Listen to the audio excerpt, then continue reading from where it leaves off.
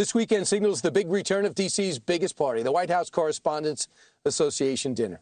But the festivities are already raising a few concerns before the first jokes have been delivered. Anthony Fauci says he is passing on the party over COVID fears, even though he said earlier the pandemic's over.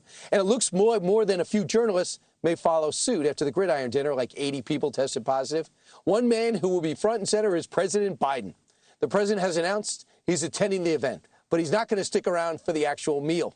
That's Democrat logic for you. The virus can't affect you if you leave before the entrees are served. By the way, let me just add, the waiters don't have to even be vaccinated, but they do have to wear masks. But COVID concerns are not the only thing that have people a little uneasy. David Axelrod, for example, called out the spectacle of the press partying with the rich and famous, telling the New York Times this, quote, "There is a question of whether it's ever appropriate to engage in an exercise in gaudy, celebrity-drenched self-adulation, but that's a separate question." Meanwhile, the media is rubbing elbows with the same people they're supposed to be covering. That raises more than a few questions about objectivity. It has in the past, it will today. But if the party ended, we'd miss out on moments like this. Distinguished guests, ladies and gentlemen, here I am. MSNBC is here. They're a little overwhelmed. They've never seen an audience this big before.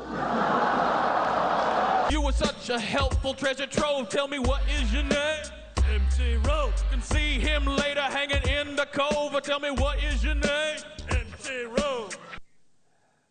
Karl Rove, or excuse me, MC Rove joins us now. Karl, great moment for you? You just had to play it. You just had to play it, didn't you? All the bad memories are flooding back. All the years of therapy and counseling out the window.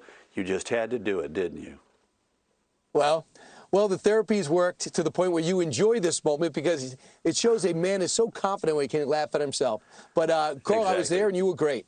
I want to talk about this. It's been a few years. Jen Psaki made a comment that the predecessor, Donald Trump, didn't attend these dinners. I think it's pretty consistent because Donald Trump never felt like he was treated fairly by the press. Awards for Russia coverage of the hoax were handed out at the event. Why would he have gone? Is Joe Biden making the right decision? Well, look, I'm with David Axelrod on this. This may have had a good purpose at one time to raise money for scholarships for journalism students, but I'm with the Axe. There's a bipartisan agreement here between the Obama political guy and the Bush political guy. This is turned into I think a self-gratifying moment of just weirdness and.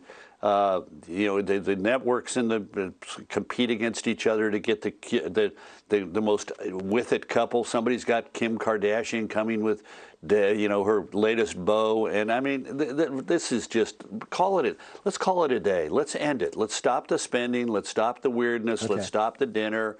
Find a way to honor the correspondents that you want to honor, but the idea of dragging the President of the United States in so he has to give you a speech that makes him look funny and mocks himself, and then you get up and insult him with the entertainment that you have, unless you're a Democrat president, in which case you'll have somebody who will get up and mock the Republican opponents of the Democratic president. This is worn out its welcome. Yeah. Let's stop. Karl, I want to bring you to something serious. The President of the United States kind of had an odd series of announcements today, wants more aid for Ukraine and other things. And Russia, of course, is threatening nuclear war. Tell me if they would be intimidated by these remarks. We're going to seize their yachts, their luxury homes, and other ill-begotten gains of Putin's kleptocracy. Kleptocracy and the guys who are the kleptocracies. But these are bad guys. Think that helped? Painful to watch, difficult to hear, and no, it's not helpful at a moment that we need to project strength and consistency. Obviously, nobody ran that speech by him so that he would say, that's an uncomfortable word for me. Can you find out another way to say that? But bad moment. Let's hope it doesn't matter much. But Putin is looking at us, not just because of words spoken, but more importantly because of past actions. They led to this miscalculation on February 24th when he invaded Ukraine. He looked at the defense budget, 1.5% increase, abolishing our energy sufficiency that allowed us to export oil and gas, withdrew the sanctions on Nord Stream 2 without getting any concession. For 5 months between June and November, we stopped sending Ukraine lethal assistance. We stopped it in the first place because the president was going to meet with Putin and wanted to look nice before he went to his meeting, but it took him 5 months to restart the assistance. Lots of mistakes made. The president's done pretty well since this crisis began, but this was not a helpful moment at all.